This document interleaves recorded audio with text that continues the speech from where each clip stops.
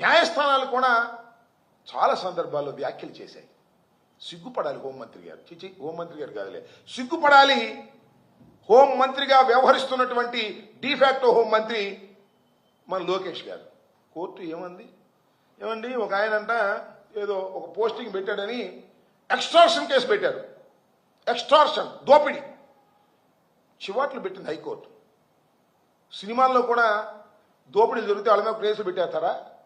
ఒక పోస్టింగో లేకపోతే ఒక ఎపిసోడో చేసి దాన్ని పోస్ట్ చేస్తే వ్యంగ్యంగా దాని మీద మీరు పెడతారా అని అడిగారు. ఇలా పోలీసులు మీ చెప్పు చేతల్లో ఉండి వైఎస్ఆర్ కాంగ్రెస్ పార్టీ కార్యకర్తల మీద సోషల్ మీడియా మీద కేసులు పెట్టి వెంటబడతా ఉన్నప్పుడు ఆ మాత్రం వ్యాఖ్యలు చేయకూడదా? ప్రజాస్వామ్యంలో అడుగుతా ఉన్నా. ఈ వ్యాఖ్యలు చేస్తే తప్పు అంట, సైకో అంట, రౌడీ అంట, నిజం చెప్పని వ్యక్తి అంట, ఇలాంటివన్నీ కూడా మాట్లాడేటువంటి పరిస్థితి చేస్తున్నారు. ఎస్, నిన్న జగన్మోహన్ రెడ్డి గారు వెళ్ళారు. ఏం జరిగిందండి?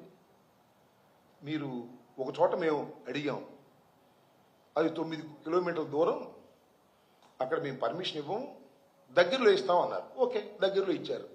హెలికాప్టర్ ల్యాండ్ అయింది. ల్యాండ్ అయిన తర్వాత ఏమైందండి?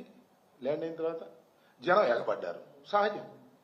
చంద్రబాబు నాయుడు గారికి జనం ఎగబడరు కానీ, లోకేష్ గారికి జనం ఎగబడరు కానీ, జగన్మోహన్ రెడ్డి గారు వెళితే మరి ఓట్లు ఎందుకు రాలేదో మాకు అర్థం కాలేదు కానీ, వెళితే వేలాది మంది జగన్మోహన్ రెడ్డి గారి దగ్గరికి పరిగెత్తుకుంటూ వస్తారు ఎమోషన్గా. ఇది వాస్తవం. నేను కూడా ఆయనతో చాలా సందర్భాల్లో చూశా.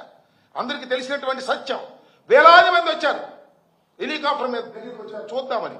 వాళ్ళు హెలికాప్టర్ను ధ్వంసం చేద్దామనో జగన్మోహన్ రెడ్డి గారిని ఏదో చేద్దామనో రాలా. ప్రేమతో అభిమానంతో ముందుగా ఆయనతో కరచాలనం చేసుకోవాలని వచ్చారు.